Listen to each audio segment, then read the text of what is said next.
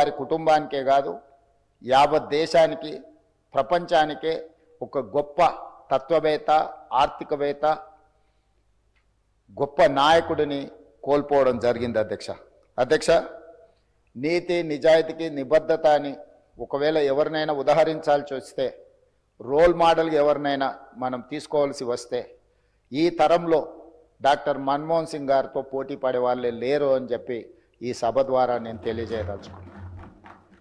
చాలామంది వారు మౌనంగా ఉంటారనో, మౌనముని అని, యాక్సిడెంటల్ ప్రైమ్ మినిస్టర్ అని రకరకాలుగా మీడియాలో కానీ విమర్శకులు విమర్శించిన వారు ఎప్పుడు కూడా వారి సహనాన్ని కోల్పోకుండా పనినే ధ్యాసగా, పని చేయడమే తన జీవిత లక్ష్యంగా ఈ దేశ ప్రజలను ఆర్థికంగా, సామాజికంగా బలోపేతం చేయడము, వాళ్ళ కోసమే తన జీవితాన్ని అంకితం చేసిన గొప్ప మహనీయుడు డాక్టర్ మన్మోహన్ సింగ్ గారు.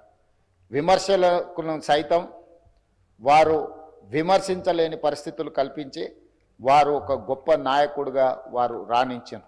ఈ తరం ఎవరినైనా ఆర్థిక విషయాలలో కానీ, రాజకీయపరమైన అంశాలలో కానీ ఎవరినైనా ఆదర్శంగా తీసుకోవాలి అని అంటే మొదటి స్థానంలో ముందు వరుసలో ఉండేది డాక్టర్ మన్మోహన్ సింగ్ గారు అధ్యక్ష. అదేవిధంగా వారి నిరాడంబరత, అంటే ఒక దేశ ప్రధానమంత్రిగా 10 సంవత్సరాలు పనిచేసిన వ్యక్తి ఎంత నిరాడంబరంగా, ఎందుకంటే పార్లమెంట్లో వారితో పాటు వారు రాజ్యసభలో ఉన్నప్పుడు, లోక్సభలో మేము ఉన్నాం. ఒక ధర్నా కార్యక్రమంలో నేను, పెద్దలు ఉత్తమ్ కుమార్ రెడ్డి గారు, కోమటిరెడ్డి వెంకటరెడ్డి గారు వారితో పాటు ధర్నా కార్యక్రమంలో కూర్చున్నాడు. వారు వచ్చి మా మధ్యలో మాతో పాటు కూర్చొని ఈ ప్రజాస్వామ్యాన్ని పరిరక్షించాలి, ప్రభుత్వాలు ఆధిపత్యం చెలాయించడమో, పెత్తనం చెలాయించడానికి చట్టాలను వినియోగించుకోవడాన్ని వ్యతిరేకిస్తూ మాలాంటి మొదటిసారి పార్లమెంట్ సభ్యులైన మాతో పాటు కూడా అక్కడికి వచ్చి నిరసన కార్యక్రమంలో కూర్చొని వారు ప్రజాస్వామ్యం పట్ల ఎంత విశ్వాసంతో ప్రజాస్వామ్యాన్ని పరిరక్షించాలన్న లక్ష్యంతో ఏ విధంగా పనిచేసినరో వారితో పాటు ఆ రోజు ధర్నాలో పాల్గొనడం అనేది నాకైనా, పెద్దలు ఉత్తమ్ కుమార్ రెడ్డి గారికైనా, కోమటిరెడ్డి వెంకటరెడ్డి గారికైనా జీవితకాలం గుర్తుండిపోయే సంఘటన అధ్యక్ష. ఎవరైనా ప్రధానమంత్రి, ఆర్థిక మంత్రిగా, రిజర్వ్ బ్యాంకు గవర్నర్గా, అదేవిధంగా ఫైనాన్స్ కమిషన్ సభ్యులుగా ఇలా రకరకాల హోదాలు చేసి దేశ ప్రధానమంత్రి స్థాయికి ఎదిగిన వ్యక్తి పార్లమెంటు ప్రజాస్వామ్యాన్ని కాపాడాలన్న ఆలోచనతోని నిరసన కార్యక్రమంలో పాల్గొని అందరి సహచర పార్లమెంట్ సభ్యులతో నిరసనలో పాల్గొనడం అనేది వారి నిరాడంబరత, వారికి ప్రజాస్వామ్యం పట్ల ఉన్న విశ్వాసం, నమ్మకానికి మనము ఆ అంశాన్ని ఉదాహరించుకోవచ్చు అధ్యక్ష.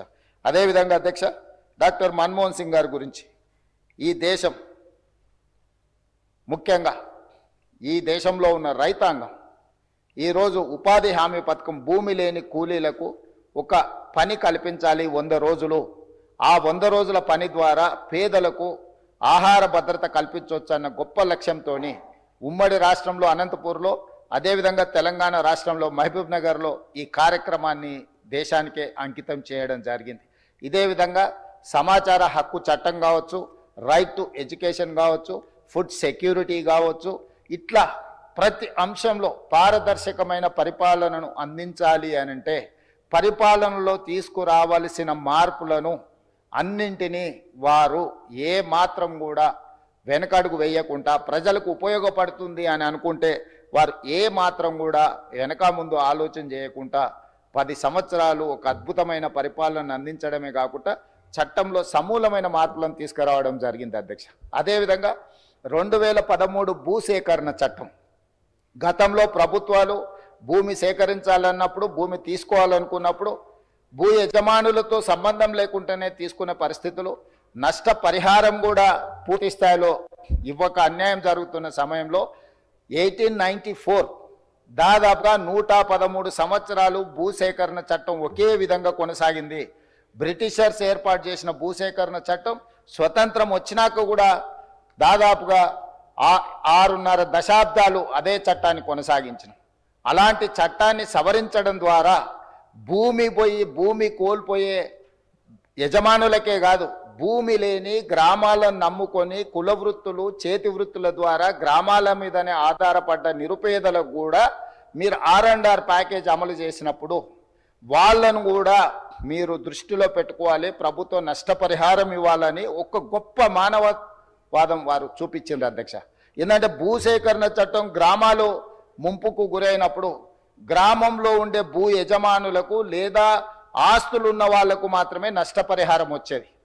గ్రామాన్నే నమ్ముకున్న కుల వృత్తులు, చేతి వృత్తులకు సంబంధించిన వాళ్ళు, భూమి లేని వాళ్ళు, సొంతంగా ఇల్లు లేని వాళ్లకు ప్రభుత్వం ఎలాంటి నష్టపరిహారం ఇచ్చేది కాదు అంతకంటే ముందు.